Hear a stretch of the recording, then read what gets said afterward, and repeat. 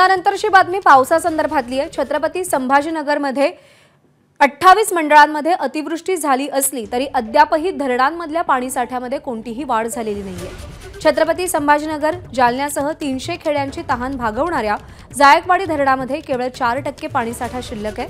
धरणातील पाणीसाठा कमी झाल्यामुळे धरणाच्या कडेवर शंख शिंपल्यांचा खच जमा झालाय। जवळपास अर्धा ते 1 फुटाचा हा थर आहे।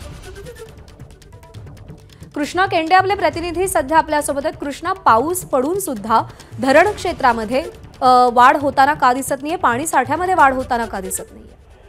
खरं तर गेल्या 2 दिवसापासूनच मराठवाड्यामध्ये पाऊस पडतोय, त्यामुळे 2 दिवसात 28 मंडळात अतिवृष्टी झाली आहे। तर गेल्या महिन्याभरामध्ये जवळपास 28 ते 29 लोकांचा जीव पावसामुळे गेलेला आपल्याला पाहायला मिळतो। पण एकंदरीतच पाहिलं तर पावसाचं जेवढ्या मोठ्या प्रमाणावरती पाऊस पाहिजे तेवढ्या मोठ्या प्रमाणावरती अद्यापही मराठवाड्यामध्ये पाऊस झालेला नाही। पिकांचा पुरता पाऊस होतोय, मात्र दुसरीकडे धरणं हवीत तेवढी आवक त्यामध्ये होत नाहीये आणि त्यामुळे आशिया खंडातलं सगळ्यात मोठं मातीचं धरण अशी ओळख असलेल्या जायकवाडी धरणात केवळ 4% पाणीसाठा शिल्लक आहे आणि पाणीसाठा कमी झाल्यामुळे जसं आपण पाहिलं की काही मंदिरं मागे उघडी पडलेली होती, आता या जायकवाडी धरणामध्ये शंख शिंपल्यांचा खच तयार झालेला आहे। हा कडेला धरणाच्या कडेला एक आलेला आपल्याला पाहायला मिळतोय लाटेनं आणि हा अर्धा ते 1 फुटाचा खच आहे।